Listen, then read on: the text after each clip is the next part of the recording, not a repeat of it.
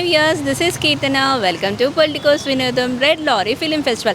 March 21st, 22nd, 23rd ఈ 3 రోజులు కూడా కంటిన్యూస్గా రన్ అవుతుంది.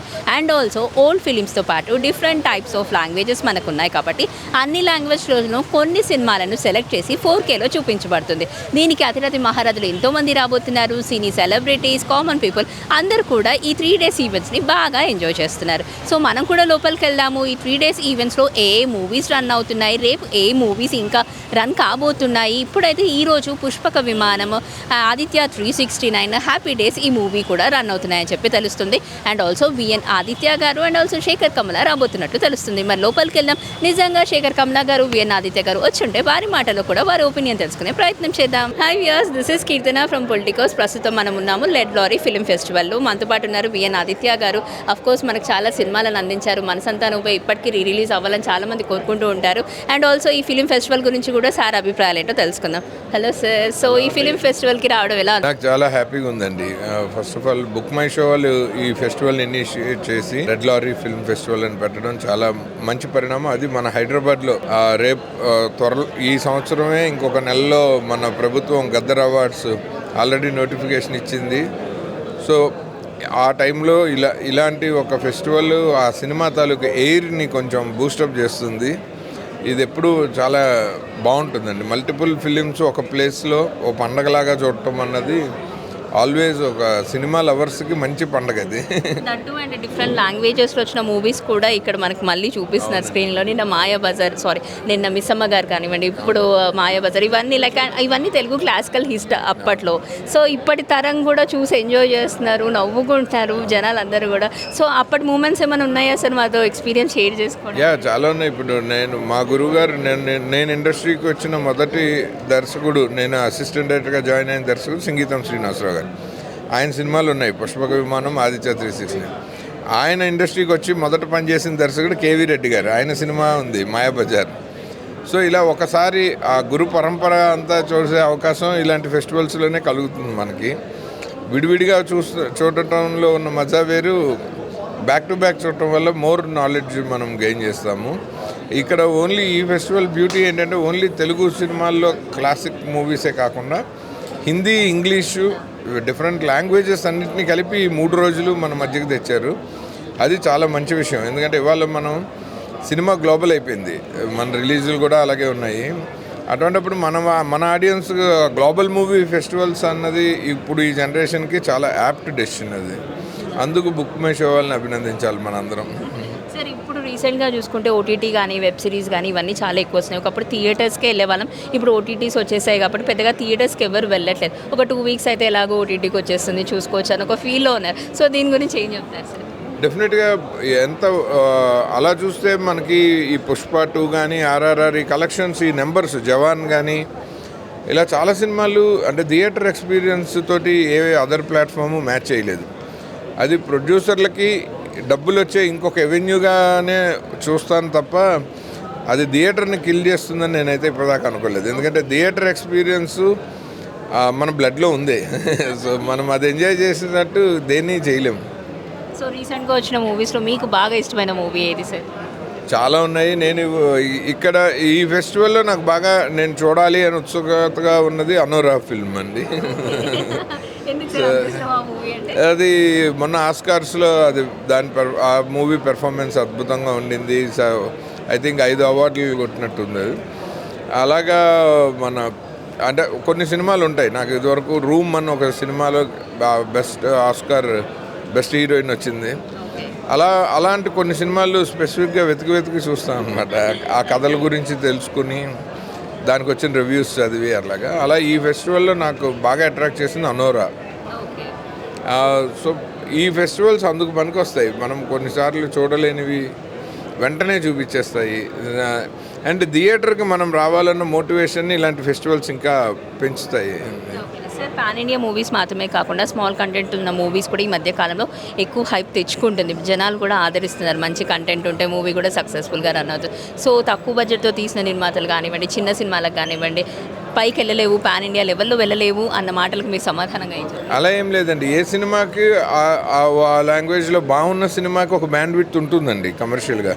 ఇప్పుడు అలా చూసుకుంటే సంక్రాంతికి వస్తున్నాం, లేటెస్ట్ ఎగ్జాంపుల్. ఇవాళ వరకు ఓన్లీ రీజనల్ మార్కెట్లో తెలుగు సినిమా రికార్డ్స్ అన్నిటినీ బ్రేక్ చేసింది. సో అలా ఒక సినిమాని ఆడియన్స్ లైక్ చేస్తే అది పాన్ ఇండియానే అవ్వక్కర్లేదు. పాన్ ఇండియాలో మనకి హిట్ అయిన సినిమాలే కాదు, ఫ్లాప్ అయిన సినిమాలు కూడా ఉన్నాయి. అలాగే రీజనల్ లాంగ్వేజ్లో బాగా డబ్బులు వచ్చిన సినిమాలు కూడా ఉన్నాయి. సో మనం ఎంత పెట్టుబడి పెట్టాము, ఆ మార్కెట్ నుంచి ఎంత రిటర్న్ వచ్చిందన్న గ్యాప్ చూసుకుంటే అన్ని సినిమాలు పాన్ ఇండియా అవ్వక్కర్లేదు. కొన్ని రీజనల్ కంటెంట్లు, బలగం లాంటి సినిమా మన మట్టి కదా అది. సో అవి మన ప్రేక్షకులు ఆదరించినప్పుడు ఆ సినిమాలు కూడా విపరీతంగా కలెక్షన్లు కురిపిస్తున్నాయి. కాబట్టి మంచి సినిమాలు తీసేవాళ్ళు ఒక పాన్ ఇండియా సినిమాలనే కాదు, ఈ సినిమాలని కూడా ఎగ్జాంపుల్ కింద పెట్టుకుని కథలు రాసుకుంటే బాగుంటుంది అనుకుంటాను నేను. సార్, ఈరోజు మీరు ఇక్కడ బుక్ మై షో వాళ్ళతో కానివ్వండి కంబైండ్ అయ్యి వచ్చారు కాబట్టి వాళ్ళతో మీ అసోసియేషన్ ఎలా ఉండే? ఒక ప్రేక్షకుడిగా పొద్దున్న లేస్తే బుక్ మై షోలో టికెట్లు కొనుక్కోవడం తప్ప నాకేం లేదండి. సో అలా వాళ్ళు ఎప్పుడైతే ఈ ఫెస్టివల్ చేస్తాము అని అనుకున్నారో, సంగీతం శ్రీనివాసరావు గారు, నేను యూఎస్లో ఉన్నప్పుడు సందీప్ గారు అని బుక్ మై షో నుంచి ఒక ఆయన నిన్ను అప్రోచ్ అవుతారు. వాళ్ళు ఒక ఫెస్టివల్ చేస్తున్నారు, అందులో మన సినిమాలు కూడా పెడుతున్నారు. సో ఒకసారి వాళ్ళకి ఏదైనా అవసరమైతే కాంటాక్ట్ ఇండస్ట్రీలో కొంతమందితో కనెక్ట్ చేయడం కానీ అలాంటిది ఏదైనా చేయమన్నారు. ఇక గురువాజ్ఞ ఖచ్చితంగా శిరసావహిస్తాను కాబట్టి అలా నేను వీళ్ళతో ప్రయాణం చేశాను.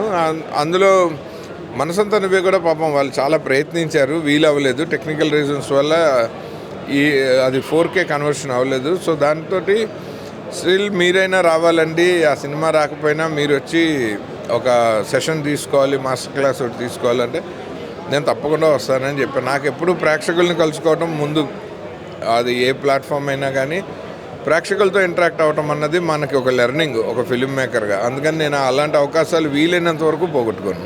సో రిలీజ్కి మనసంతా నువ్వే వస్తే బాగుండని చాలామంది అనుకున్నారు. So when we can expect sir, మనసంతా మూవీ అనే కాదు, మీరు మూవీస్లో చాలా మూవీస్ చేశారు కాబట్టి ఏదైనా ఒక సినిమా మళ్ళీ రిలీజ్కి రావాలనుకుంటే ఏ మూవీ వస్తే బాగుంటుంది అనుకుంటున్నారు? నేను చేసిన వాటిల్లో నాకు నేనున్నాను ఒకటి, మనసంతా నువ్వే ఒకటి, రిలీజ్ అయితే బాగున్నాను ఉంది. నేను యాక్చువల్గా నేను తీసినప్పుడు సరిగ్గా ఆడలేదు కానీ బట్ ఇప్పుడు బాగా ఆడుతుందని నేను నమ్మే సినిమా రెయిన్బో అండి. అది రిలీజ్ అయితే బాగుందని ఉంది నాకు. సో ఆ సినిమా నేను బాగా చేశానని ఇవాళకి నమ్ముతాను. అది ఇంకా ప్రేక్షకులు ఒకసారి చూసి మళ్ళీ ఎస్ఓ నోనో చెప్తే బాగుందని నా ఫీలింగ్ అది. ఓకే సార్, మీరు ఎక్స్పెక్ట్ చేసినట్టు రెయిన్బో కూడా రావాలని ప్రేక్షకులు ఆదరించాలని కోరుకుంటున్నాను. Thank you so very much and thank you. So విన్నాం కదండి, జనరల్గానే విఎన్ ఆదిత్య గారు చేసినటువంటి మూవీస్ గురించి ఆలోచిస్తే మనసంతా నువ్వే కానీ, బాస్ కానీ, నేనున్నాను, రెయిన్బో, ఇటువంటి మూవీస్ అన్నీ కూడా గుర్తుకొస్తాయి. రిలీజ్కి మనసంతా నువ్వే రావాలని చాలామంది కోరుకున్నారు. సో అప్కమింగ్ డేస్లో మేబీ మనసంతా నువ్వే కూడా రాబోతుంది. కానీ సార్ పర్టికులర్గా రావాలనుకుంటున్న మూవీ మాత్రం రెయిన్బో. ఆయనకు చాలా ఇష్టమైన మూవీ, ఇష్టంగా తీశారు. అఫ్కోర్స్ చాలా బాగుంది అని ఆయన కోరుకున్నారు కాబట్టి వన్స్ అగైన్, అంటే అప్పట్లో హిట్ కాని మూవీస్ ఎన్నో కూడా రిలీజ్కి వస్తే అఫ్కోర్స్ హిట్ అవుతాయి అన్న ఒక ఆలోచన మాత్రం అందరిలో ఉండిపోయింది. సో సార్ కోరుకున్నట్టుగానే రెయిన్బో మూవీ కూడా మళ్ళీ రావాలని, అది కూడా పెద్ద సక్సెస్ అవ్వాలని, ఇలాంటి ఫిలిం ఫెస్టివల్లో అలాంటి మూవీస్ కూడా మళ్ళీ పెడితే బాగుంటుందని మనం కూడా కోరుకుందాం. Good.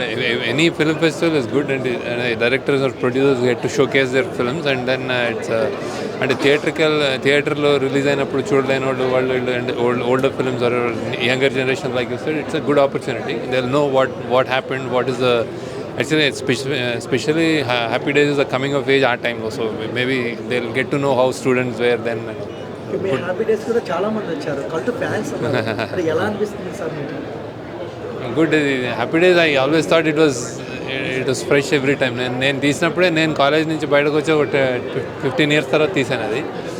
But still it looks, when I watch it looks fresh ఉంది. లైక్ బేసిక్ ఎమోషన్స్ కరెక్ట్ అవునండి. అండ్ కాలేజ్ లైఫ్ శేఖర్ కమలా గారి నుంచి ఇంకొక హ్యాపీ డేస్ కోరుకుంటున్నాం. సో ఎప్పుడు మళ్ళీ కొత్త వాళ్ళతో మళ్ళీ ట్రెండ్ ఎప్పుడు సెట్ చేస్తాను మీరు? చూద్దాం, తెలిసి. ఇప్పుడైతే నేను కుబేరా తిని ఉన్నాను. So once I finish the film వెళ్ళి. సార్, ఇప్పటివరకు మీరు తీసిన మూవీస్ అన్నీ కూడా బ్లాక్ బస్టర్, ఆల్మోస్ట్ ఆల్ అన్ని మూవీస్ కూడా నంది అవార్డ్స్ తెచ్చుకున్నటువంటి మూవీసే.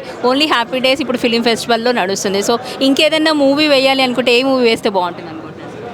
ఆనంద్, గోదావరి అన్ని చూస్తున్నాం. అంటే దే ఆర్ ఆల్ టైమింగ్ చూసి maybe will release again. So leader కూడా వచ్చినట్టుంది యాక్చువల్లీ. ప్రస్తుతానికి రిలీజ్ ట్రెండ్ నడుస్తుంది. ఆల్రెడీ హ్యాపీ డేస్ అనుకుంటే రిలీజ్ అయింది, మళ్ళీ ఇప్పుడు స్క్రీనింగ్ చేస్తున్నారు. అండ్ చాలామంది మీ సినిమాలు, గోదావరి కానివ్వండి, ఆనంద్ కానివ్వండి, ఇలాంటి లీడర్, చాలా సినిమాలు, మంచి సినిమాలు ఉన్నాయి. అవన్నీ కూడా మళ్ళీ రిలీజ్ అవ్వాలని కోరుకుంటున్నారు. సో మీకైనా దృష్టిలో ఉందా రిలీజ్ చేయాలి, మళ్ళీ రిలీజ్ చేస్తే? అదే సెట్ మేబీ ఆనంద్, గోదావరి అవుతే బాగుంటుంది అనుకుంటే.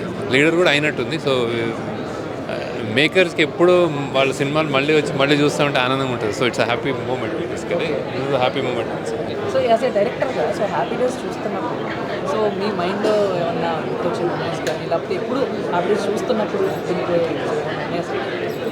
Good movie, nostalgic movie. So it is always very nostalgic film అనమాట. సో మనకి అప్పుడు అలా తీసాము, ఏం చేసాము, కాలేజ్ ఎలా ఉండేది, మా కాలేజ్ డేస్, తీసిన డేస్ ఇవన్నీ గుర్తొస్తాయి బాగా. It's very very very nostalgic film basically. అంటే మామూలుగా సరదాగా తీసుకుంటే హ్యాపీనెస్ సినిమా చాలామంది యూత్ని చెడగొట్టిందని అంటూ ఉంటారు.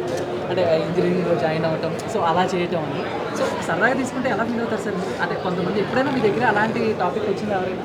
సో ఈ సినిమా చూసి నేను కూడా చెడిపోయాను సార్ ఇలాగ. ఇంజనీరింగ్ చెడిపోలేదు, ఇంజనీరింగ్లో చేరారు. సో ఆ లైఫ్ అలా ఉంటుంది అనుకున్న వాళ్ళు సర్ప్రైజ్ అవుతారు. కానీ సినిమాలో లైఫ్ వేరే కదా, సినిమాలో డ్రీమ్ అంతే. So that's a dream. ఈ ఫిలిం ఫెస్టివల్లో జనరల్గా ఓల్డ్ క్లాసిక్ హిట్స్ కూడా వేస్తున్నారు. సో కంపేరింగ్ టు దిస్ ఆ మూవీస్ ఈ మూవీస్ అన్నీ కూడా క్లబ్ చేసి ఓల్డ్ క్లాసిక్ హిట్స్ కూడా మనకు చూపిస్తున్నారు సార్, స్క్రీనింగ్ చేస్తున్నారు. అండ్ మీ మూవీస్ ఉన్నాయి, అఫ్ కోర్స్ వేరే డైరెక్టర్స్ మూవీస్ కూడా ఉన్నాయి, డిఫరెంట్ లాంగ్వేజెస్ మూవీస్ కూడా ఇక్కడ రన్ అవుతున్నాయి. కాబట్టి ఓవరాల్గా ఈ ఎక్స్పీరియన్స్ గురించి చెప్పాల్సి వస్తే ఒక మాటలో ఏం చెప్తారు? నేను ఇంకా చూడలేదు వేరే అని, నేను ఫాలో అవ్వట్లేదు. యాక్చువల్లీ షూట్లో ఉన్నాను, నేను కొంచెం బాగా బిజీగా ఉంది. దే సెడ్ నేను I came rushing. So but it's a very good initiative. So అన్ని మూవీస్ వేయడం, మనకి యాక్సెసిబుల్ అవ్వడము, it's a very interesting thing. And I really congratulate this red lorry people. So viewers, ఇక్కడ రెడ్ లారీ ఫిలిం ఫెస్టివల్లో జనరల్గానే normal people మాత్రమే కాకుండా film ఇండస్ట్రీకి సంబంధించిన డిఫరెంట్ కేటగిరీస్ నుంచి డిఫరెంట్ పీపుల్ ఇక్కడికి వచ్చి ఇక్కడ లైక్ రిలీజ్ అయినటువంటి మూవీస్ గురించి మాట్లాడుతున్నాడు. ఇక్కడ స్క్రీనింగ్ చేస్తున్నటువంటి మూవీస్ గురించి కూడా మాట్లాడుతున్నారు. ఓల్డెన్ డేస్లో ఒక మూవీ తీయాలి అంటే ఎంత కష్టపడ్డారో, అక్కడ ఉన్న ఎక్స్పీరియన్స్ ఏంటి, ఇప్పుడు న్యూ ట్రెండ్స్లో వస్తున్నటువంటి మార్పులు ఏంటి, ఇవన్నీ కూడా షేర్ చేసుకుంటున్నారు.